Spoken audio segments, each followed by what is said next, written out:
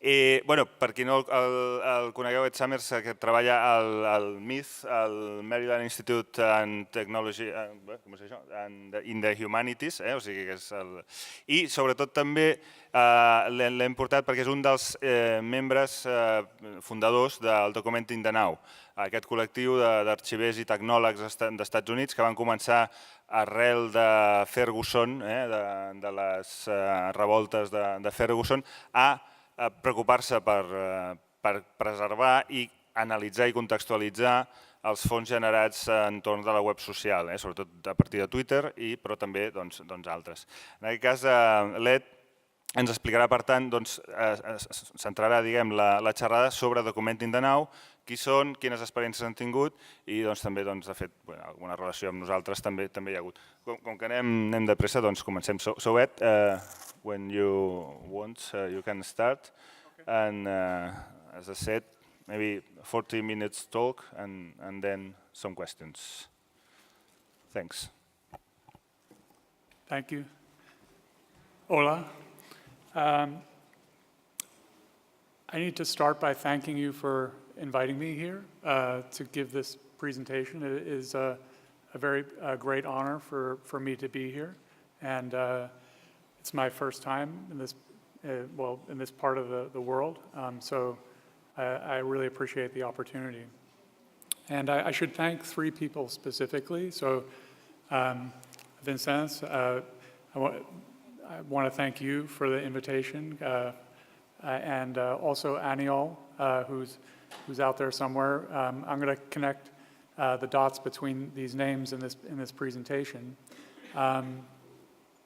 And also Nana Casas, who did a lot of the logistics for this, for me to be here. And so I wanted to thank her for all that work that she did organizing everything.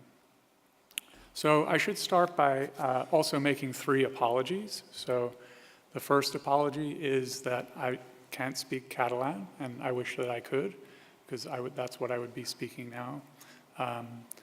It's a very beautiful language, and I would gladly trade it for my English.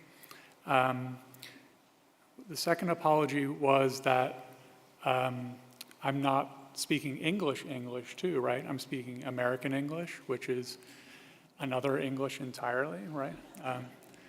So 2 strikes against me. And then the third apology was about my slides, which I had a slight problem with the resolution. I tried to create a website that is my slides for reasons that you'll see in a moment. And it doesn't quite fit, so that's why it looks a little bit awkward up there. And I will just say, in way of introducing myself, that I'm working in a digital humanities center, actually at the University of Maryland, but I'm also a doctoral candidate in the Information Studies College there, where I'm studying archives, and specifically web archives. So I won't call myself an archivist, but I will call myself studying archives, right? So the thing that I'm going to be talking about for the next 30 minutes or so is this project called Documenting the Now. And the thing that I would like to communicate to you is that archives have always archived social media. It's just that a lot of the time the media is paper, but those pieces of paper are social artifacts, right? So when we talk about archiving social media, I think there's a lot of anxiety around that, and rightly so, as we'll talk about. But those are anxieties that archivists have had to deal with traditionally, right? And so it's not something as new as you might think.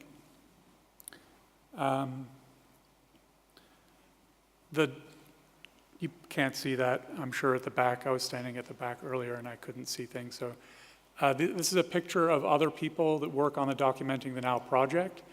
So a lot of the ideas that I'm going to be telling you about, the things that we've been doing, are activities of this group and not of me alone, right? And so I felt like it was important to put their faces up here.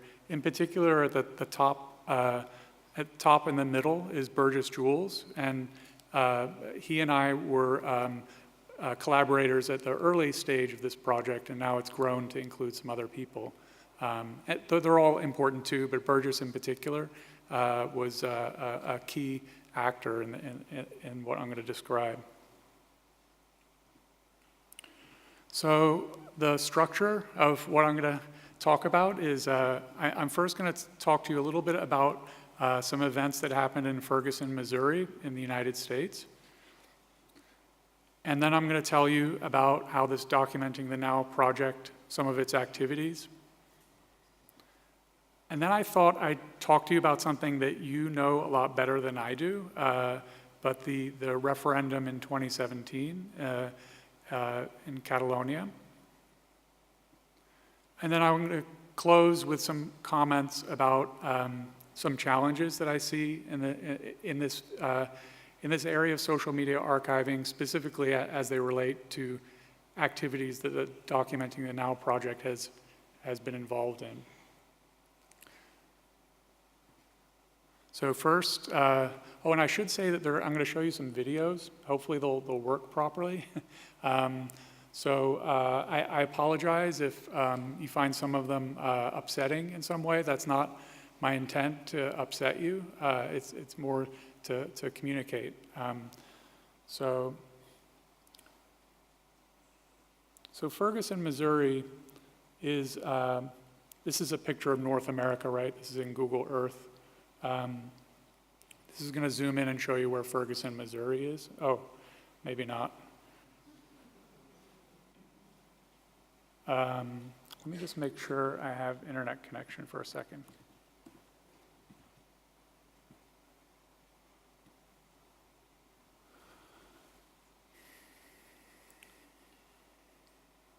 No, that's too bad. I should always learn not to do anything that relies on the internet. But actually, this is not, oh, it is on the, actually, you know what? I have it locally too. 1 second.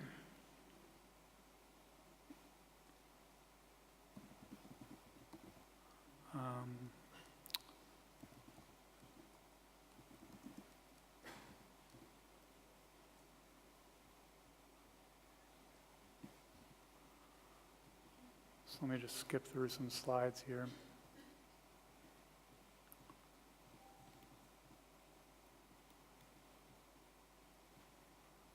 Let's try it this way.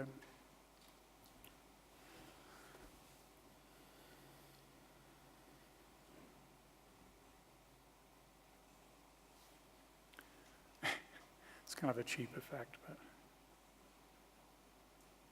So it's zooming in to a place near St. Louis in the United States. And it's zooming in to a particular area in Ferguson. And you may see, probably at the back you can't see this, but there's a little rectangle in the road here. And this is a spot where an 18-year-old African-American teenager, oh, that's redundant, I guess, right, a teenager, but he named Michael Brown was killed by a police officer in 2014, so a few years ago now, 5 years ago. And the reason why there's that rectangle there is because people have memorialized it. They put flowers and stuffed animals and various items in the road to remember Michael Brown. Michael Brown was killed while holding up his hands saying, "Don't shoot," by a police officer who wanted him to not walk in the road, basically. I'd like to say that this was a unique event. These events have happened historically in the United States for centuries. You know, it's an outgrowth of slavery, right? And yeah. So one unique thing that happened after this was that members of the community came together and protested at the site where this happened because his body was left in the road for hours, which was adding insult to injury, right? They were didn't even take his body out of the road, and this really upset people in the community. And so there was lots of protests. And another thing that happened was when there were these protests, the police department in Ferguson, Missouri, came out with military equipment to combat these people that were protesting with signs. And this was something kind of new in the United States, seeing this level of militarization of the police. Yeah, it's quite shocking. Another thing that was kind of unique that happened too was that people in Ferguson actively used social media to communicate what was happening in their local community to a worldwide audience. And at first it wasn't a worldwide audience, it was just other people in St. Louis area, but it quickly grew. So this is an example, you probably can't see it very well, but let me just play it.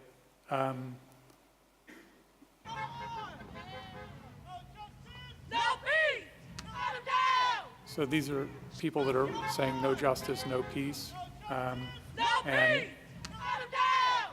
And this is a vine, so if you're not familiar with vines, they just repeat every, I think it's 6 seconds, or I forget how many seconds.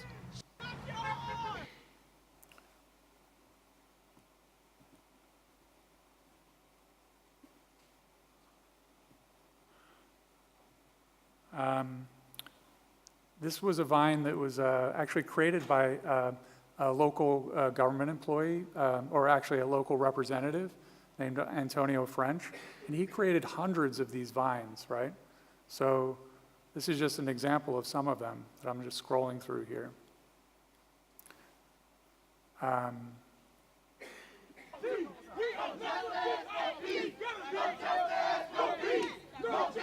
Here are the same themes being repeated, right?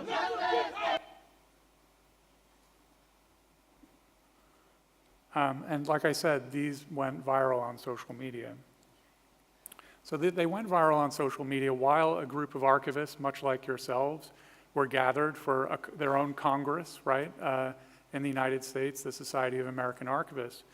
And there were no talks about this event that was happening at the same time, but there were lots of archivists talking amongst themselves at the bar, in the hallways about what was happening. And the general concern was that because so much of the original footage and discussion around what had happened was in social media, that it would not become part of the archival record, right? And so a group of archivists got together as individuals, just acting as individuals to try to address this problem. And also at the same time, there were media scholars such as Zeynep Tufekci, who was writing about the difference in what she was seeing in Twitter versus on Facebook.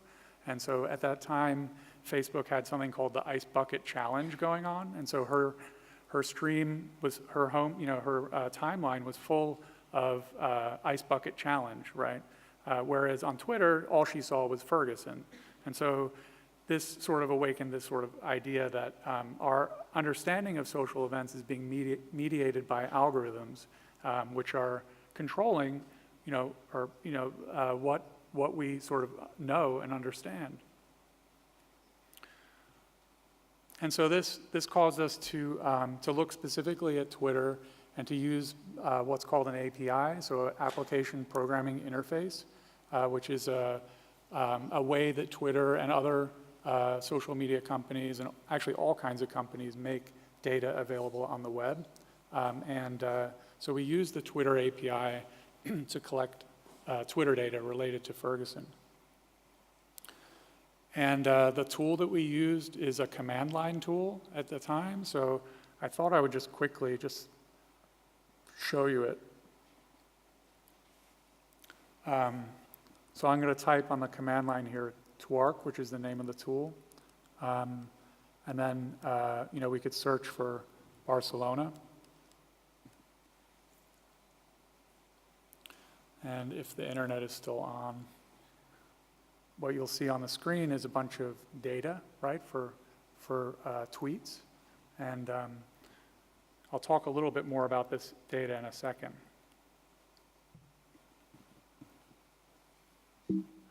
And so the data was saved to a file, basically.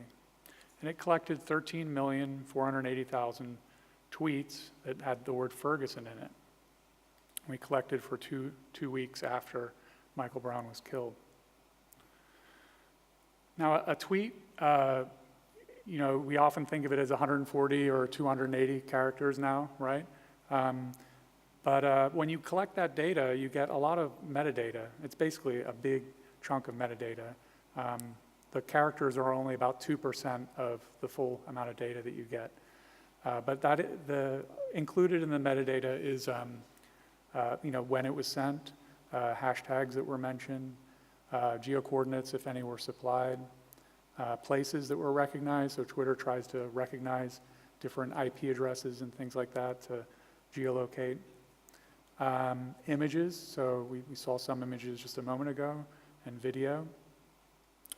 Importantly, URLs that point outwards from the tweet to the web, right? So news stories, all kinds of content that people were talking about. Whether the tweet itself was a retweet, so resharing another message, right? So you get a relation there between the person who's resharing and the person who originally sent it. And similarly for replies, you get a relation between people that are replying to each other, creating threads of conversation. And then you get a bunch of data for the user, so their name or what they say their name is, and their location, and their image, their avatar, things like that. So that was my quick introduction to Ferguson. I'm sorry I'm not really doing it full justice there, but just wanted to give you a sense of why the project started. So now I'll talk about the project itself.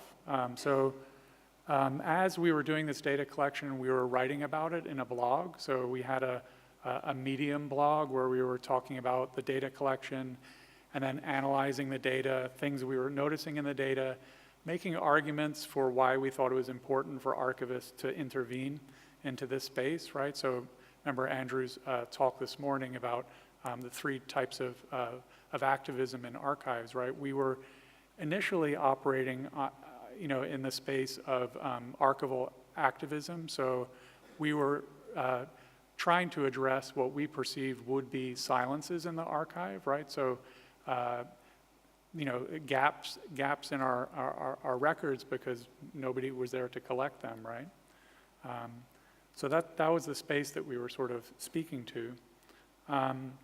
But as we got into the work, we also started to draw on critical race theory. So I have a quote here from Anthony Dunbar, who is an archivist who wrote a piece in 2006 about the application of critical race theory in archives. And we like this because he's basically calling for us to expand the notion of what constitutes a record. Whether the record still exists, we may have to talk about later tonight. But the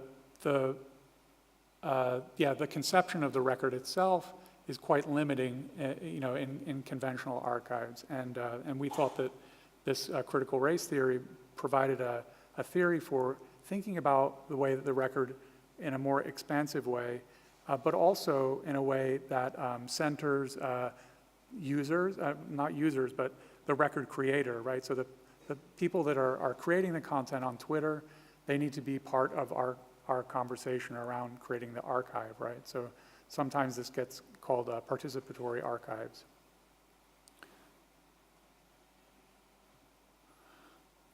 We actually got a grant to do this work from the Mellon Foundation, who allowed us to convene an advisory board of scholars, the most like sociologists, some political scientists, but also some journalists, some archivists, some technologists. I think I've got all of them covered there. But anyways, quite a diverse, not just in our sort of ethnicity, but in terms of our professional identities. And this was important to us initially. And the goal of the project, as we framed it to get the grant, basically, was that we wanted to build tools that helped archivists assemble these archival collections from social media, and that we also wanted to build what we call a community of practice around the ethics of archiving social media. So the two go hand in hand, right? At least if you're, the whole idea of a community of practice is that, you have people that are sort of interacting, doing particular activities. They use particular tools to do that work. But, people are a really big part of that, right, of practice. And you can't really just talk about tools without thinking about the people and how they're going to be using them. So these were the two areas that we're focused on. And another big component to the work was community engagement. So this is a photograph that was taken in Ferguson from one of our meetings where we convened some of our advisory board with activists that were participating in the Ferguson protests, and sort of putting the activists and the scholars in the same room, all right, and seeing what kind of conversations would emerge from that. And that was really critical for for some things I'm going to talk about in a moment.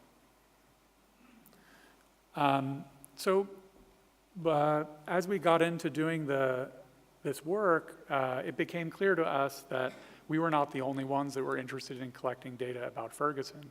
And in fact, all kinds of government agencies, defense contractors, companies that work for the police were interested specifically in having the data that we collected, but generally were actively and aggressively collecting this data from social media. And so this is an example of one of them, a company called Geophedia that was using social media as a way to identify people to arrest.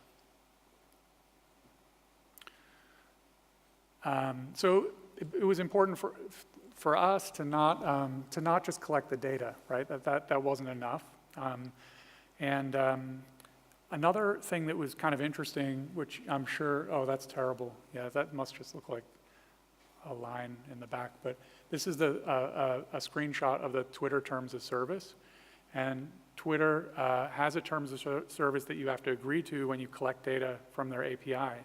And one of the clauses in here is that you can't actually distribute the data that you've collected to a third party. So all they will allow you to do is to give the tweet IDs to other people. So those are basically numbers. Each tweet has a number, and those numbers identify the tweet, and you can share those. And actually, they have a clause for academic and nonprofit organizations in their terms of service that allow us as archivists to share these tweet ID data sets in an unlimited way. For commercial, for companies, they restrict it to 1.5 million tweet IDs, I think, at a time.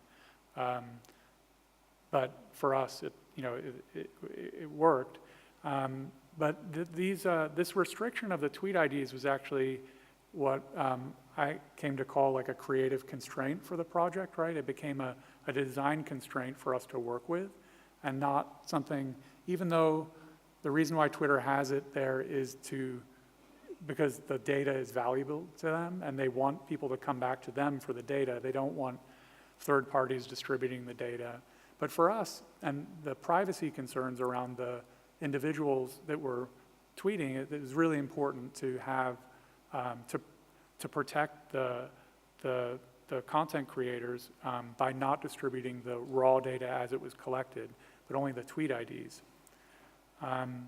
So what we did was we created this, what we called a catalog of, oh, that didn't work. Oh, wait, yeah, it did. So this is a website that basically lists different data sets, tweet ID data sets that have been collected. And you can see there's quite an assortment of different data sets. These were created not just by us, but by other organizations. In fact, we're going to talk about the Catalan one in a moment. And if you follow through to these, you go to a repository where the tweet ID data set lives, and you can download the tweet ID data set, but what you get is a file with a bunch of numbers in it, which is almost useless to anybody, right? But the other thing that we did was we created what's called the Hydrator, which is a small desktop application that's open source that you can put on your computer that will turn the tweet IDs back into the data again. And critically, when it does this work, when you turn a tweet ID back into the data, if that tweet has been deleted, you can't turn it back into data because you're basically talking to the Twitter API. So this provides some measure of like a right to be forgotten, right? Like where if a protester was at a protest, took a photograph that they shared on social media, but then decided that was not a great idea to have out on the public web, they can decide to delete that tweet, and then if it was present in the data set, it would not be rehydratable, like you couldn't get it again, right? And we also continued to develop this Twerk tool, which I showed you a moment ago. So we added some functionality to it to collect from what's called the streaming API. So it's a real-time API. As people are saying things, you can collect the data. And we added like a hydrate command to Twerk itself, which will turn the IDs back into data again. And how are we on time? Because I could...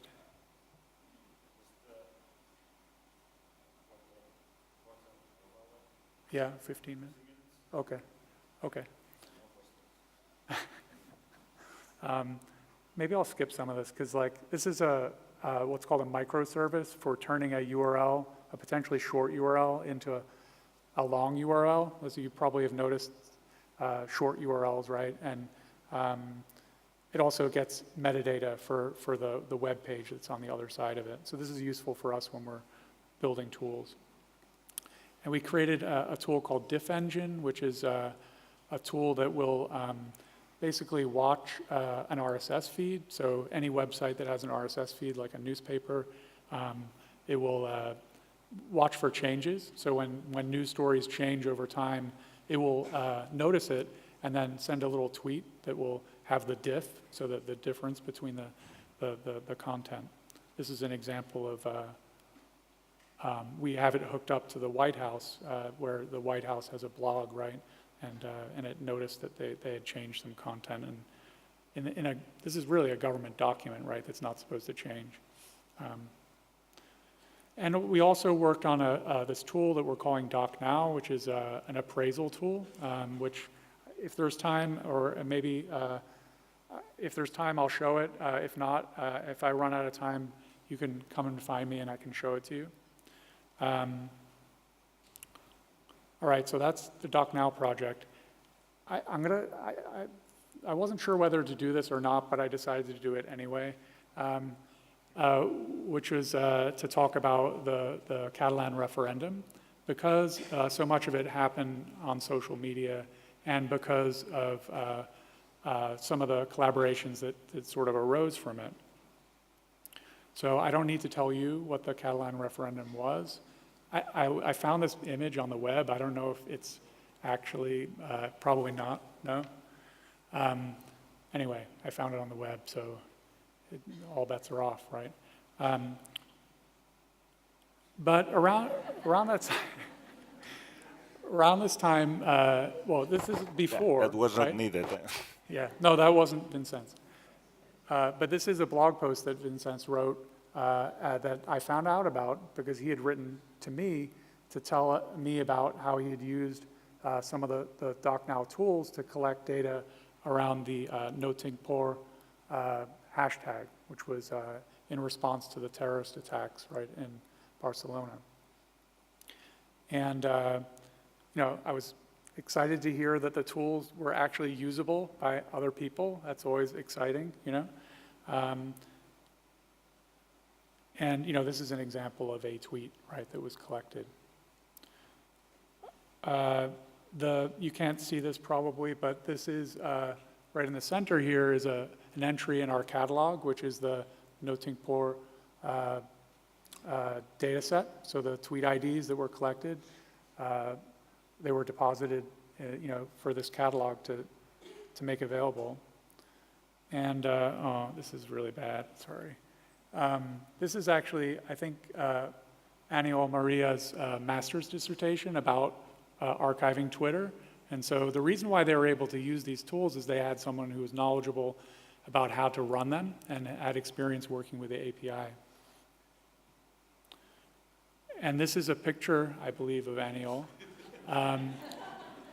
Aniol got involved in the referendum, helping to replicate the referendum website, right, which became a very contentious issue. So that was another dimension that sort of emerged as in our email correspondence, right?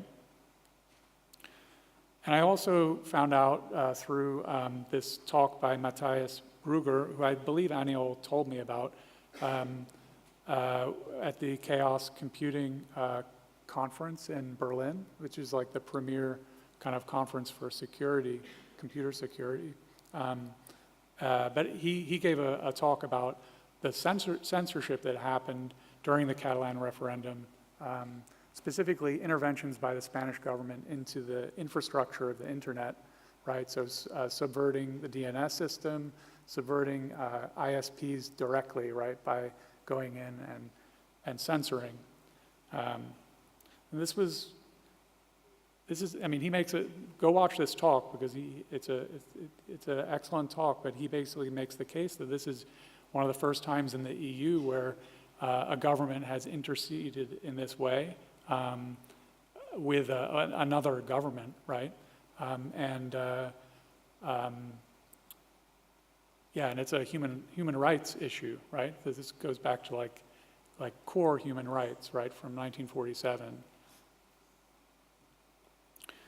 And so what happened was that we collected data around the Catalan referendum because we knew it was going to happen, and we just sort of planned to collect the data.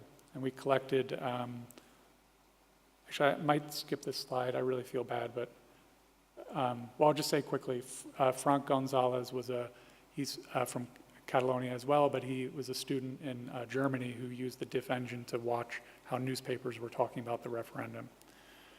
But we collected 8 million tweets related to the referendum, and we used those hashtags that we actually used the DocNow appraisal tool to figure out what kind of hashtags should be collected by basically sampling and watching the stream.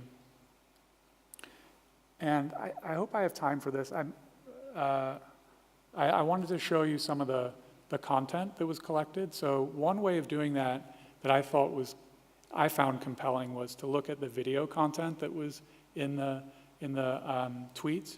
And so what I did was I analyzed all the tweets to see what the top 3 videos for these 3 video platforms were. So on the left you have YouTube, in the middle is Vimeo, and on the right is Twitter. So Twitter itself is a video platform where you can upload video content. So let's take a look at the top 3 videos if there's time. And I might cut some of them short just because some of them are a little bit longer. But I'd like you to think about the way that the platform is shaping the content, right? So, or if it's not, right? Maybe you don't think it is. But to think also about like what it means for these to be the top 3, right? So this was the top shared video on YouTube with the hashtags that we collected, and it's unavailable. But luckily, I think I put it, oh, shoot. Is that really not going to work?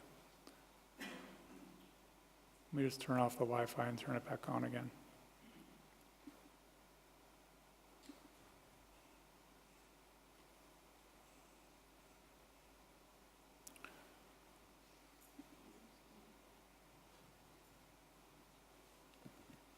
Well, actually, I mean, you probably saw already what it is, right? Even if it doesn't play. This is a song that, but this is probably going to happen to all of them, which is not good. I think I have a local video of it.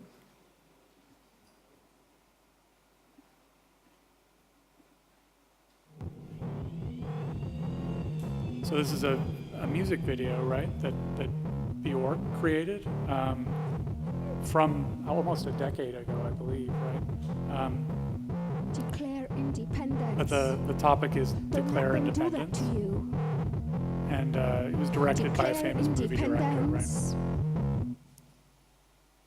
Sorry to cut off Bjork there. Here's the second one. Maybe it'll work. Maybe not. Oh.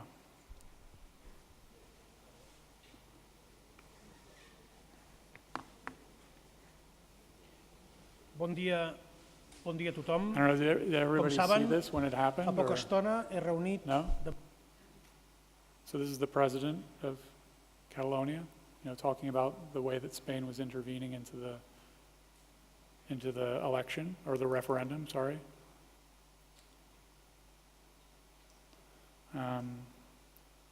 Unfortunately, it's not playing because of the internet. And then this is the third one. I'll play it just because it's...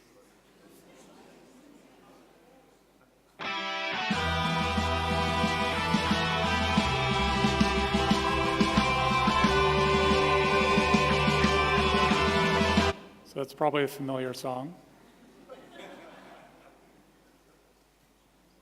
Now here's Vimeo. I don't know if this will work because it's Vimeo, but let's see. This is the top shared video on Vimeo.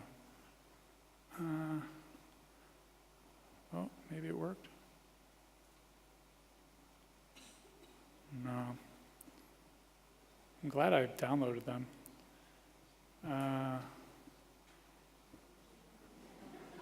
Me gusta Cataluña.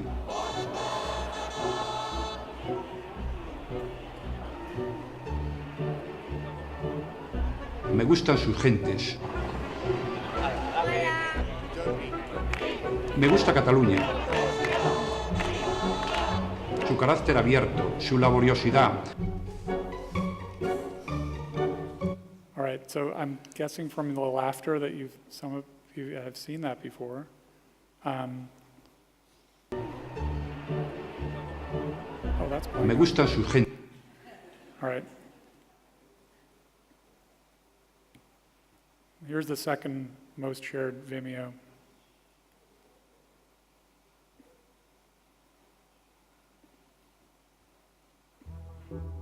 De la mateixa manera que nosaltres ens autogestionem i autorganem les nostres cooperatives, The other volem... one's playing. Where'd it go? Sorry. Les nostres cooperatives volem una nova república que fomente l'autogestió de la societat. A la nova república catalana independent, l'economia social i solidària jugarà un paper importantíssim en l'autoorganització socioeconòmica de les classes populars d'aquest país. Creant la República Catalana Independent tindrem ocasió de combatre un sistema socialment injust, econòmicament depredador, políticament corrupte i dominat pel patriarcat. Creant una república catalana independent, trencarem amb aquest estat autoritari hereu del franquisme.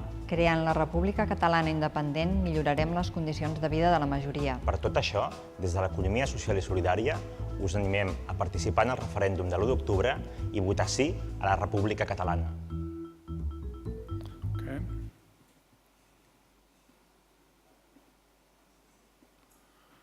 I don't know if I have time to do all, just a few minutes probably. Okay.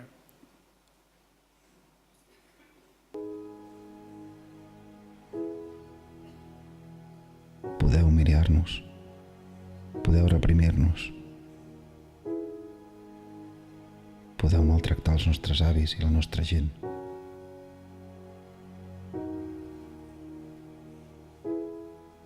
Però el que mai, mai, mai podreu fer és callar la voluntat d'un poble.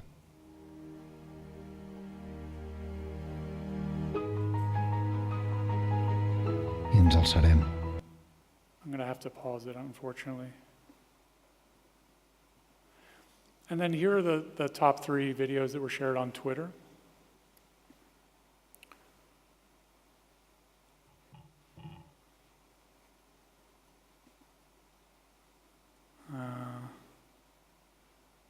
almost worked.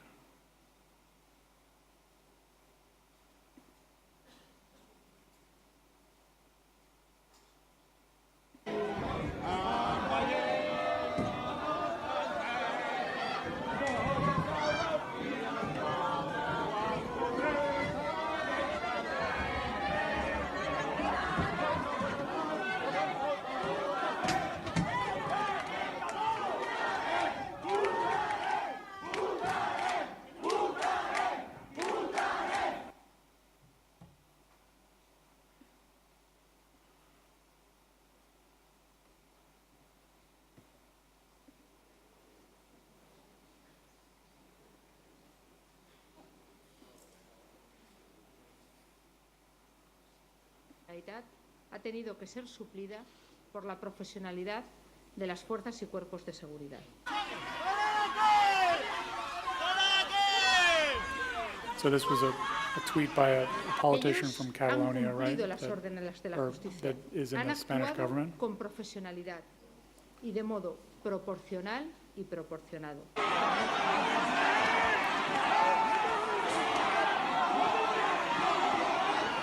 El objeto de sus actuaciones... All right, I'm going to pause it.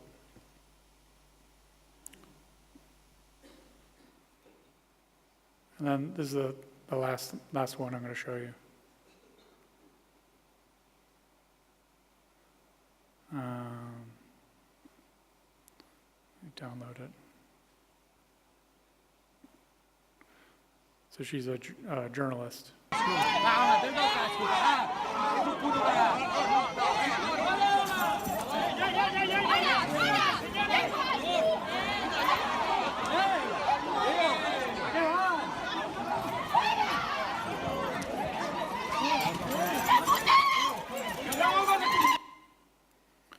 I'm going to stop it there. Actually, I think that was the end of the video.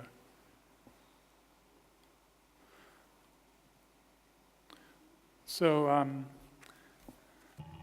you probably saw the variety of content on the different platforms, right? And all I did was look at the top 3 videos. I didn't do any curation, right, other than counting them. One other thing that you can do is we looked at the first 1 million tweets that were collected and used a tool called YouTube DL, which is a open source tool for downloading video content that understands over 1,000 video platforms. And we were able to find 4,000 unique videos in that first million tweets. And there were 45 video providers, a total of 214 hours of content, right, in those videos. And actually, maybe this is probably where I'm going to have to end, but so what I wanted to do was give, so the interesting thing about this data is that it's quite small, right? So at least the Twitter data. So the Twitter data all fits on, one of these, right? So a USB stick. And I wanted to give a copy of these to Aniol and Vincenz to come on stage so I could give it to them, if that's okay. This is I wanted to do it because this isn't me as an institution giving it to them, it's me as an individual giving them this data that we collected together. But because I was in the United States and you guys were here in Catalonia, we couldn't collaborate like this. And also, we didn't know each other, right? We hadn't seen each other. We didn't really know who we were, right? So now we're in the same space, we know each other. There's an element of trust there, right? So this data is the original data that was downloaded. It has content that has been deleted on it, right? So it can be quite sensitive, right? Particularly when it comes to these to this topic. So yeah.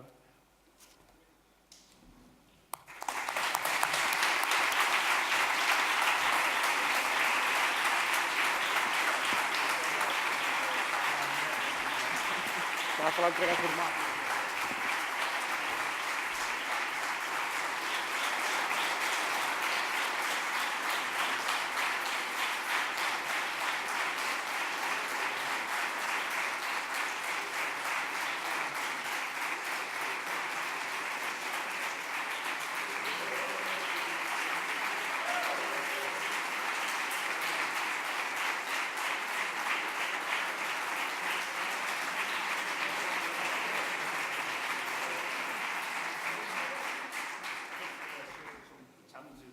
Okay. All right, I'll really quickly just talk about the challenges so that it's not, it doesn't seem easy.